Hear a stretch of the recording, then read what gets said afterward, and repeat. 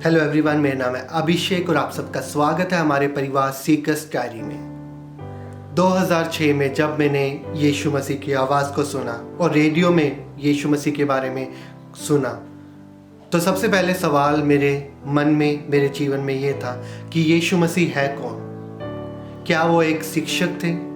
क्या वो एक भविष्यवक्ता है? या एक अच्छे इंसान थे जो मॉरली बहुत अच्छे थे, जो नैतिकता के तौर पर बहुत अच्छे थे? या वो किसी भगवान का कोई रूप थे, कोई देवता थे, या वो खुद परमेश्वर थे? ये सवाल मेरे जीवन में सबसे पहले आया जब मैंने प्रभु यीशु मसीह की आवाज़ को सुना। चलिए हम बात करते हैं कि यीशु मसीह अपने बारे में खुद क्या कहते हैं और बाइबल प्रभु यीशु मसीह के बारे में क्या कहती है। यीशु मसीह ने कहा कि मार्ग, सत्य और जीवन मैं ही हूँ। मतलब यीशु मसीह कह रहे हैं कि स्वर्ग जाने का मार्ग मैं ही हूँ, कि सत्य मैं ही हूँ, सच्चाई मैं हूँ, सच्चा परमेश्वर मैं ही हूँ। और वो कह रहे हैं कि अनंत जीवन, सदा का जीवन मैं ही हूँ। ये यीशु मसीह के खुद के शब्द हैं।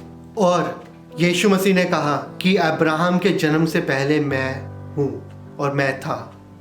मतलब प्रभु यीशु मसीह कह रहे हैं, अगर हम देखें तो अब्राहम का जन्म 2000 साल, तकरीबन 2000 साल पहले हुआ प्रभु यीशु मसीह के इस धरती पर जन्म लेने से।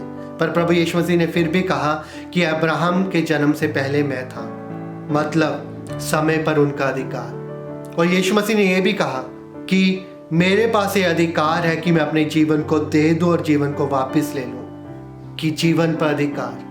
ये जो बातें हैं ये किसी नॉर्मल, किसी एक आम इंसान की बस की बातें नहीं हैं। ये ऐसा कोई व्यक्ति ही कर सकता है जो परमेश्वर हो, समय पर अधिकार, जीवन पर अधिकार। और सिर्फ यही नहीं, यीशु मसीह के जन्म के बारे में, उनके जीने के बारे में, उनके मरने और उनके जी उठने के बारे में, बल्कि उनके किस वंश में वो पैदा होंगे, सब चीज़ों की भविष्यवाणी प्रभु यीशु मसीह के जन्म से हजारों साल पहले हो चुकी थी।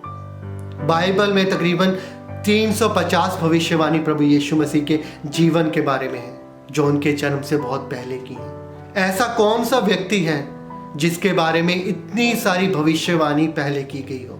कोई व्यक्ति नहीं। और अगर हम बाइबल में देखें, अगर हम यूहन्ना की किताब में शुरुआत में ही पढ़ें, यूहन्ना अध्याय 1 की आयत 1 से आगे लिखा है, आदि में वचन था और वचन परमेश्वर के साथ था और वचन परमेश्वर था। यही आदि में परमेश्वर के साथ था। सब कुछ उसी के द्वारा उत्पन्न हुआ और जो कुछ उत्पन्न हुआ है उसमें से कोई भी वस्तु उसके बिना उत्पन्न नहीं हुई।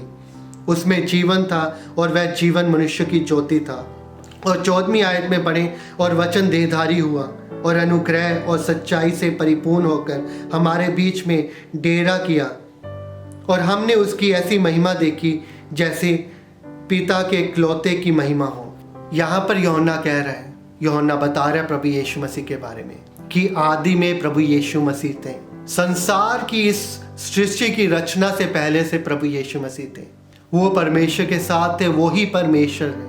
उनके बिना किसी चीज़ की रचना नहीं हुई। अगर हम बाइबल में पढ़े और प्रभु यीशु मसीह के खुद के शब्दों को देखें, यीशु मसीह खुद कह रहे हैं कि वो परमेश्वर है, जिनका जीवन, जिनका समय पर अधिकार है, जिन्होंने अपने जन्म के बारे में, अपने जीवन के बारे में पहले ही भविष्यवक्ताओं के द्वारा इस दुनिया को बता दिया था। जो खुद परमेश्वर है, वो परमेश्वर का कोई रूप बनकर, कोई देवता बनकर इस धरती पर नहीं आए, बल्कि खुद परमेश्वर इस धरती पर इंसान बनकर आए, यीशु मसीह। मेरे जीवन का सबसे पहला सवाल, प्रभु यीशु मसीह कौन है?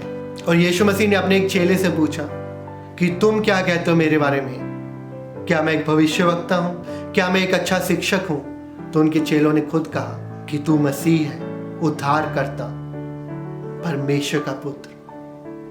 प्रभु यीशु मसीह खुद परमेश्वर है। और दूसरा सवाल मेरे जो मन में आया तब, वो ये था कि प्रभु यीशु मसीह का उद्देश्य क्या था इस धरती पर आने का?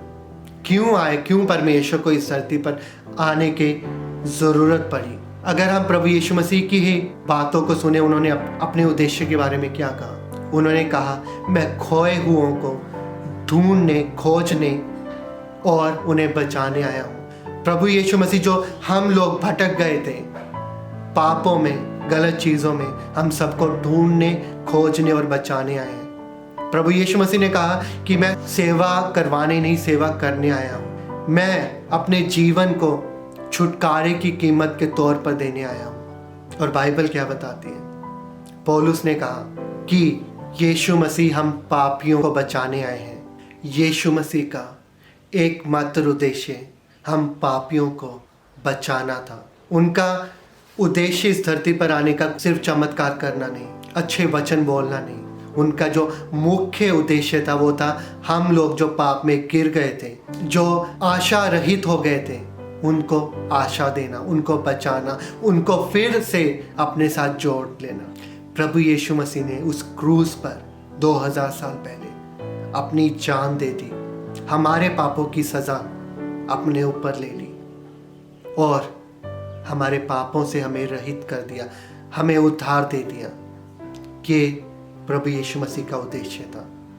पर क्योंकि वो परमेश्वर है, मौत उन्हें रोक नहीं पाई, कब्र उन्हें बांध नहीं पाई। वो जी उठे तीसरे दिन, जिंदा परमेश्वर। प्रभु यीशु मसीह परमेश्वर है जो इस संसार के लोगों को पापों से छुटकारा देने आए। वो पापियों को सजा देने नहीं, वो पापों को दूर करने आए। ये उनका मुख्य उद्देश्य है। चमत्कार प्रभु ने किए, प्रभु ने अच्छी बातें की, प्रभु ने अच्छे वचन बताए, प्रभु ने हमें स्वर्ग के बारे में बताया। पर मुख्य उद्देश्य प्रभु का हम अपने बच्चों को बचाने का था।